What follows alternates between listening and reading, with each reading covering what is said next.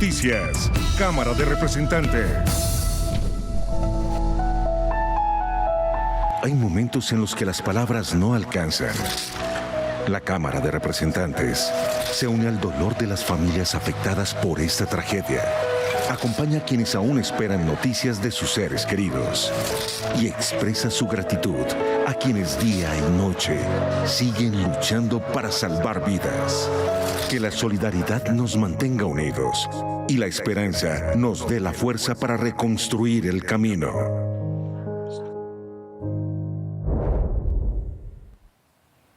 Bienvenidos a Noticias Cámara de Representantes. Esta noche comenzamos con el país en el corazón, acompañando a las familias que hoy viven momentos de dolor y angustia. Edwin, bienvenido. Gracias, Sandra. Un saludo para usted y para nuestros televidentes. Colombia atraviesa uno de los momentos más difíciles de los últimos años. Esta misión estará marcada por la solidaridad con las víctimas, las reflexiones y el análisis de los desafíos que deja esta emergencia para el país y sus instituciones. Así es, Edwin. Nuestro reconocimiento a quienes con valentía y entrega continúan apoyando a las comunidades afectadas. Además de los testimonios y el panorama de esta emergencia, también les contaremos los principales hechos de la agenda legislativa de la semana. Bienvenidos. Pereira sigue luchando por levantarse. Informe especial desde una de las regiones más afectadas por el terremoto. Cada tragedia ha dejado lecciones. Recorremos las emergencias que han marcado a Colombia y cómo cambiaron la atención de desastres. El presupuesto general de la Nación fue devuelto por el Congreso.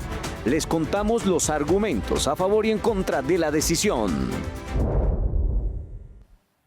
El eje cafetero fue una de las regiones más afectadas por el terremoto. Entre los escombros y la esperanza, Pereira sigue luchando por levantarse. Una de las ciudades más afectadas por el terremoto continúa enfrentando las consecuencias de esta tragedia nacional. Desde allí nos informa nuestro corresponsal, William Acero.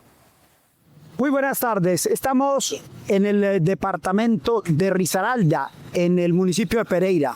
Así hay más de 150 edificaciones en Pereira. Recordémosle a nuestros televidentes que el país entero de algún modo se ha volcado a Caldas, Quindío y Risaralda para mirar de qué forma ayudan. El departamento del Valle del Cauca ha sido otro, pero esta es una de las edificaciones que se ha destruido totalmente en el departamento de Risaralda, en el municipio de Pereira. Consultamos a cada uno de los sectores que han padecido esta tragedia de lo que pasó con el terremoto en el municipio de Pereira, en el departamento de Risaralda. Esto nos dijeron. Ay, durísimo, hermano. Todavía, bueno, ya uno está sudando frío, los nervios. Al gobierno del presidente Abelardo de la... Uy, hermano, pues que se enfoque acá en esa región, porque lo que necesitamos ahorita es ayuda a remover todos los escombros y reconstruir otra vez Pereira. Para adelante vamos. Para las instituciones que le corresponda que acudan masivamente, porque de verdad se ve la necesidad que hay. No, hay que ayudar a los más afectados con, no sé, ingresos económicos para que coman, cosas así, albergues, hospedajes, porque hay gente que no tiene casa, no tiene dónde llegar. Que no se olviden del pueblo, que en este momento pues estamos necesitando toda la ayuda posible y toda la colaboración de pronto de otros países. Tengo entendido que hay otros países que también se están uniendo a la causa y necesitamos son manos para poder sacar adelante a Pereira nuevamente. El presidente de los colombianos, el doctor Abelardo de la Espriella, nombró al ministro del Interior, el doctor Rodrigo Lara, para que sea el encargado de todo el eje cafetero, Caldas, Quindío y Risaralda, el que de algún modo tenga el manejo de todo lo que va a pasar aquí con las ayudas humanitarias, con los temas del gobierno nacional en recursos. Pero así hay más o menos más de 140 edificaciones que posiblemente las tienen que demoler. Vamos a estar informando a todo el noticiero de la Cámara. La información con William Acero Arango desde Risaralda. Gracias, William. El Valle del Cauca y el Chocó son otros de los departamentos que sufren las consecuencias del terremoto, que deja al descubierto los desafíos que aún tiene el país para enfrentar grandes emergencias. Desde el Congreso surge el compromiso de impulsar medidas que fortalezcan la prevención y la atención de desastres. El lunes despertó a la fuerza. El miedo escaló en la agenda semanal. Colombia recibió un sacudón que no necesitaba. Terremoto. 9 tenebrosas letras que se agudizan cuando su magnitud es de 7.4. Colombia, fiel a su historia, una vez más, frente a la adversidad. Los efectos derrumban los sentimientos. Más de 200 fallecidos, alrededor de 1.600 heridos y miles de hogares destruidos. Parece que Colombia se convirtió en sinónimo de desafío. Un desafío constante que necesita acciones contundentes. ¿Qué debería proponer el gobierno o el Congreso para que el país esté mejor preparado ante un terremoto? Sería una cuestión de pedagogía, considero yo, y educar a la gente desde el comienzo, desde los inicios de la escuela, del colegio. Y tener una alternativa de ayuda económica, moral. El Congreso ya ha hecho un aporte. En 2024, con una ley que obliga a enseñarles sobre el cambio climático y gestión del riesgo a los estudiantes y a los servidores públicos. En 2025, con una ley que protege a los animales en caso de desastres naturales. Por ejemplo, creando incentivos para hogares de paso. Y recientemente, en este 2026, reconociendo como víctimas a los desplazados por desastres naturales o causas asociadas al cambio climático. Propuestas que el nuevo Congreso espera complementar. Las partidas presupuestales deben territorializarse y mayor control político a las zonas donde se asignan estos recursos, pero con un debido seguimiento, porque tenemos zonas más vulnerables que otras y esto ya está geolocalizado. Tenemos que tener un control político puntual, exhaustivo, pero también trabajar de la mano de las comunidades. A futuro tendremos que asegurarnos que siempre haya presupuestos disponibles para atender este tipo de emergencias que no pueden ser previstas en el tiempo. Los míos, que normalmente son la familia y los amigos, ahora son todos. La empatía, solidaridad, ayuda, la colaboración y el sentimiento patrio harán que Colombia se levante. Después de cada tragedia, Colombia ha tenido que aprender. Esas lecciones se reflejan hoy en leyes e instituciones creadas para prevenir y atender emergencias como la que enfrenta el país. Como cada vez que hay un desastre natural, es inevitable mirar hacia atrás para entender qué ha fallado, qué mejorar, qué hemos aprendido como país.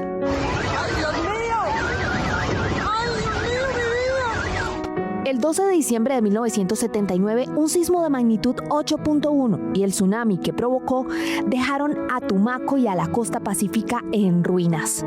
Cerca de 450 muertos. Fue una tragedia de fuerza natural que encontró al país sin respuestas. Totalmente destruida. 4 años después, 1983, Popayán.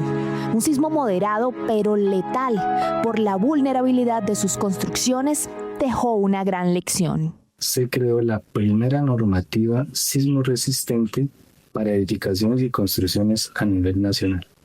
Antiguamente, estas se dejaban a voluntad o a criterio de los ingenieros o arquitectos. 2 años más tarde, Armero. 25.000 vidas sepultadas por una avalancha de lodo volcánico. La falla no fue solo geológica, fue de prevención y alertas, obligando al país a construir mecanismos de respuesta. En 1989, Colombia creó el Sistema Nacional de la Prevención y Atención de Desastres, dando impulso a una respuesta organizada. En 1999, el terremoto de Armenia expuso las grietas que había dejado esa primera norma surgida a partir de la experiencia de Popayán. Por eso se creó la Ley 400 y el reglamento que rige cómo se construye hoy en Colombia. Entre 2010 y 2011, un invierno histórico borró pueblos enteros del mapa, entre ellos Gramalote. Y así es como en 2012 fue creada la Unidad Nacional para la Gestión del Riesgo, que hoy coordina la atención inmediata de cada emergencia. Con la Ley 1523 del 2012, el país dio el gran salto al Sistema Nacional de Gestión de Riesgo de Desastre basado en 3 pilares: el conocimiento, la reducción y el manejo de los desastres. Cada tragedia desde Tumaco hasta hoy dejó una ley, una institución o una lección. El compromiso del Congreso será impulsar lo que sea necesario para atender esta y prevenir futuras tragedias. La situación de desastre de carácter nacional fue una de las primeras medidas decretadas por el Gobierno Nacional para enfrentar la tragedia que dejó el terremoto. ¿Qué implica esta medida y cómo beneficia a las regiones más afectadas? Veamos. La situación de desastre de carácter nacional fue oficialmente promulgada el 11 de agosto, un día después del sismo que devastó amplias zonas del occidente del país. El presidente Abelardo de la Espriella hizo esta declaratoria junto a la Unidad de Gestión del Riesgo. Este mecanismo brinda unas facultades especiales al Estado para atender a la población afectada, en especial en temas de ejecución. Entonces vamos a poder ver distintas acciones, podemos ver contratación directa para poder atender la tragedia, vamos a poder ver algunos recursos que se van a destinar del presupuesto general específicamente para la tragedia y que le permita al presidente tomar estas decisiones de manera acelerada, rápida, atendiendo las necesidades de cada una de las regiones. Desde la Cámara y la bancada de gobierno se da un parte de compromiso para las regiones afectadas.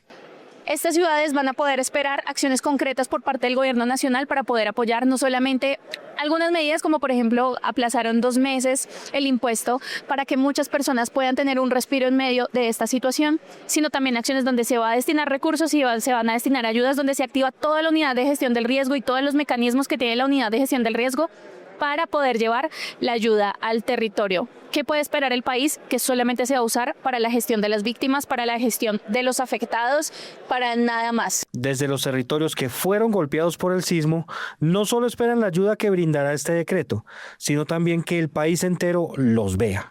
Reiteramos a todo el pueblo colombiano que necesitamos de la solidaridad y que no nos dejen solo en este momento de dificultades. No la podemos afrontar esta tragedia solos, sino solo con la ayuda de ustedes. El decreto 1171 entra en vigencia desde el día de su promulgación, brindando las herramientas para que el país se levante nuevamente.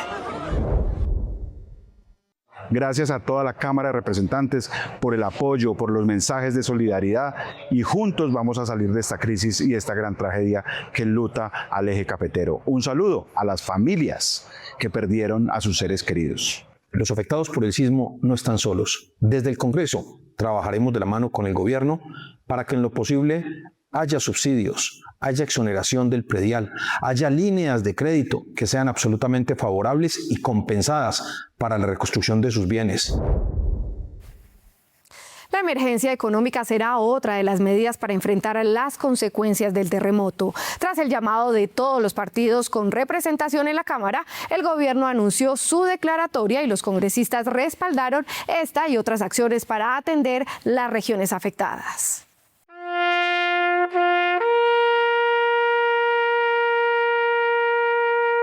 Con un minuto de silencio por las más de 260 personas que hasta el momento han muerto por el terremoto del pasado 10 de agosto, las comisiones económicas del Congreso rindieron un homenaje a las víctimas de la tragedia que afectó al centro y suroccidente del país. Los miembros de las comisiones terceras y cuartas de Senado y Cámara respaldaron la declaratoria de emergencia económica, social y ecológica del Gobierno Nacional que permite expedir decretos con fuerza de ley sin tener que pasar por el Congreso, modificar o mover el gasto público para centrarse en la atención de los damnificados, agilizar los trámites de contratación para la atención inmediata de los afectados, buscar préstamos internacionales con la banca multilateral. Aunque el ministro de Hacienda anunció que no habrá más impuestos, la emergencia le permitiría crear nuevos tributos para atender la tragedia. Crear además las condiciones necesarias para iniciar la reconstrucción. Lamentablemente este gobierno entra con muchas afugias económicas y ahora con esta lamentable situación que tiene el país en grandes e importantes ciudades, se necesitan los recursos económicos, se necesita la facilidad y la agilidad que debe tener el Ministerio de Hacienda para poder apropiar recursos y destinarlos en la atención de la emergencia. Bueno, en este momento todo el país, inclusive el presidente de la República, en este momento estamos enfocados en apoyar en la solidaridad con estos departamentos que han sido afectados por el terremoto que sucedió en nuestro país, en Cali, en Pereira, en Manizales, en el Chocó, sobre todo donde fue el epicentro, y todos estamos enfocando en poder ayudar y aportar para que todo lo que se viene en este país sea para ellos. Pese a las buenas intenciones del gobierno, desde las comisiones económicas mostraron su preocupación, pues no es claro de dónde se podrán sacar los billones de recursos que se necesitarán para enfrentar el desastre natural y la posterior reconstrucción. Esa es la otra gran pregunta. De hecho, no solamente con la emergencia económica, ¿de dónde va a salir la plata?, sino con el presupuesto, ¿de dónde va a salir la plata para la inversión? Entonces, sí hay una pregunta muy importante que yo le planteé al ministro: ¿de dónde va a salir la plata para el presupuesto? Pero además, ¿de dónde va a salir la plata? Para el presupuesto de inversión, pero además, ¿de dónde va a salir la plata para atender los recursos de la emergencia económica? Si lo que están diciendo es que no va a haber impuestos, al punto que ya dijeron que van a postergar un mes la declaración de renta que arranca ya. Recordemos que toda emergencia económica puede decretarse por 30 días prorrogables por 60 más en el mismo año calendario. El Congreso devolvió el proyecto de presupuesto general de la Nación para el próximo año. Entre los argumentos, los congresistas señalaron que el nuevo gobierno deberá presentar una propuesta sin déficit y con mayor capacidad para responder a emergencias como la que ha generado el terremoto de magnitud 7.4. Por primera vez en décadas, el Congreso devolvió un presupuesto general de la Nación, en esta ocasión el que había presentado el gobierno saliente para el 2027. Las mayorías en las comisiones económicas consideraron que la propuesta no tenía la viabilidad financiera para responder a las necesidades del país. Quienes respaldaron la decisión aseguraron que el nuevo presupuesto deberá garantizar finanzas públicas sólidas y contemplar recursos para responder a emergencias como la que dejó el terremoto. No podemos seguir aprobando presupuestos desfinanciados y menos en 30.2 billones como este que devolvimos. El gobierno debe reestructurar un presupuesto responsable que permita responder a emergencias como la del terremoto y el fenómeno del Niño. Regiones como Sucre y otras regiones olvidadas no se pueden seguir quedando sin recursos. Que de esa manera podamos tener unas finanzas públicas sanas, sostenibles en el largo plazo, pero también un presupuesto que muestre cuál va a ser la senda de crecimiento que quiere trazar ese nuevo gobierno, la senda de inversión que es necesaria para mover la economía y por supuesto también para garantizar el empleo de todos los colombianos. Desde la oposición defendieron el contenido del presupuesto presentado y advirtieron que los argumentos con que se devolvió no tienen sustento. Ellos no le están contando al país que quieren reemplazar la educación y la salud, que son los primeros 2 puntos en el presupuesto general de la Nación, con inversiones por encima de 90 billones de pesos, para reemplazarlos por seguridad, por plata para entregársela a las EPS, que históricamente se ha demostrado que en esa intermediación han cometido enormes errores en materia presupuestal. ¿Qué es lo que hay de fondo? Lo que hay de fondo es que la gente poderosa de este país no quiere asumir responsabilidades tributarias con lo que requiere el país. Y entonces ganaron los ricos, tumban el presupuesto y van a colocar un presupuesto chiquito. Pues necesitamos ver de qué estamos hablando y lo vamos a ver dentro de poco cuando lo presente el ministro de Hacienda. Finalmente, el ministro de Hacienda, Miguel Gómez, anunció que el próximo 26 de agosto será presentado el nuevo proyecto de presupuesto. A partir de ese momento, el Congreso retomará su estudio con el reto de aprobar el monto antes del 15 de septiembre y el texto definitivo hasta el 20 de octubre. La tragedia que vive el occidente de Colombia plantea un nuevo desafío para el gobierno: definir las prioridades del Plan Nacional de Desarrollo. Pero, ¿qué debería cambiar después de esta emergencia? Veamos. Ganar la presidencia con un programa de gobierno es como hacer una lista de mercado. Usted ya sabe qué quiere comprar, pero todavía no ha organizado cuánto cuesta, dónde lo va a conseguir, ni cómo lo va a pagar. Y eso es lo que se define en el Plan Nacional de Desarrollo, el documento técnico que convierte las promesas de campaña en metas concretas, con presupuesto, responsables y tiempos para ejecutarlas. Señor Juan Carlos, si usted tuviese que hacer un mercado para Colombia, ¿qué pondría en esa bolsa para que no le haga falta nada al país? Una buena educación, además buen ingreso para sustentar muchas cosas. Y fuera de eso, pues la seguridad. El tema de la seguridad, el tema del empleo, sobre todo el empleo joven. Creería yo que ese es uno de los temas relevantes, fundamentales, que va de la mano también con oportunidades para los jóvenes a nivel de educación, de universidad y por supuesto el tema de salud. ¿Y cuál es el camino para aprobar el plan de desarrollo?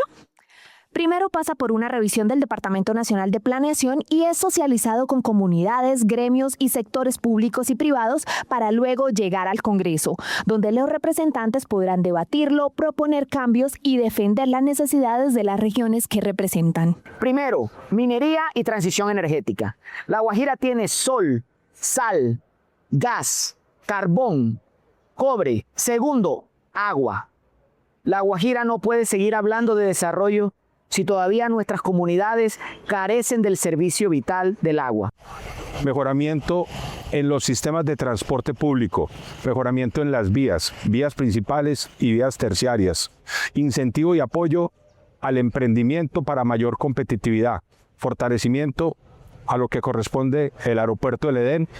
A partir de este 7 de agosto, el gobierno tendrá 6 meses para presentar al Congreso el Plan Nacional de Desarrollo y una vez radicado, el Congreso tendrá 3 meses para discutirlo y aprobarlo.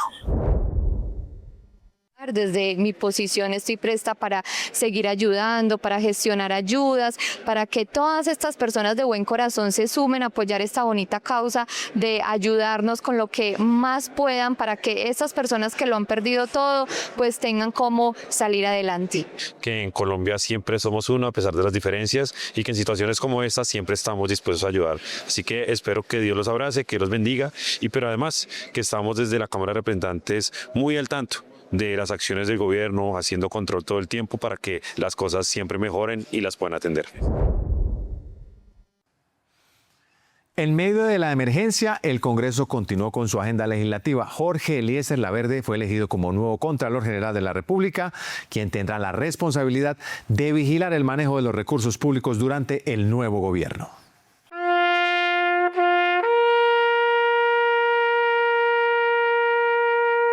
Como ha ocurrido en todas las sesiones de la Cámara de Representantes de esta semana, el Congreso en pleno que eligió al nuevo Contralor General de la República inició con un minuto de silencio por las víctimas del terremoto que afectó a gran parte del territorio colombiano. El legislativo escogió a Jorge Eliezer Laverde como el nuevo jefe del ente de control fiscal. En la Cámara de Representantes obtuvo 174 votos, mientras que en el Senado consiguió 95. Tras tomar juramento, el nuevo Contralor General se comprometió a respetar la Constitución y velar por el buen manejo de los recursos del Estado. Quiero que Colombia lo escuche con claridad. Defenderé implacablemente a todos los ciudadanos bajo una premisa inamovible: cero persecución política, cero impunidad. La Contraloría no será un garrote político, pero tendrá toda la firmeza y autoridad para castigar sin distingos a quien toque los fondos públicos.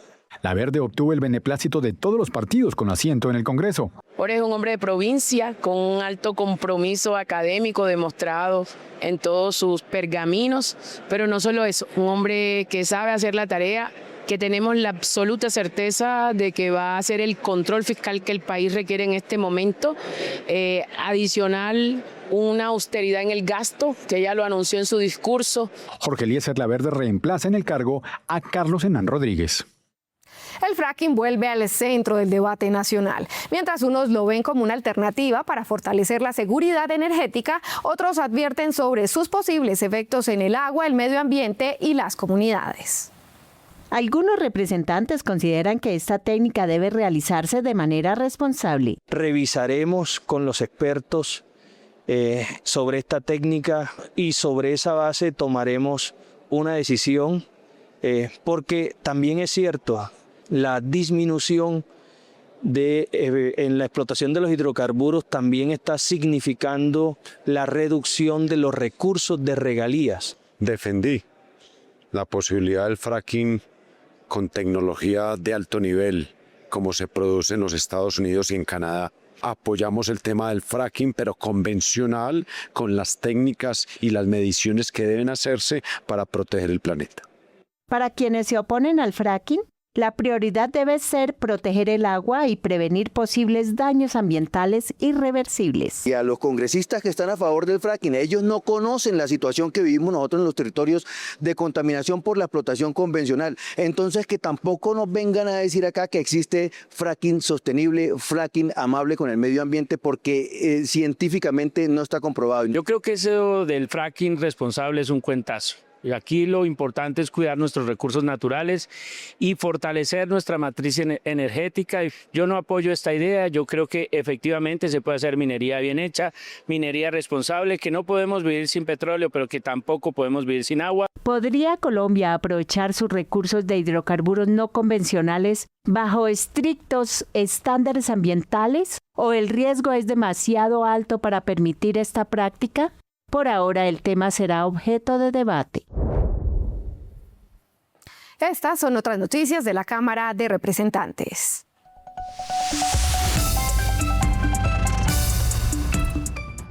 Este fin de semana se lleva a cabo el Torneo Internacional del Joropo, una fiesta tradicional de la cultura llanera.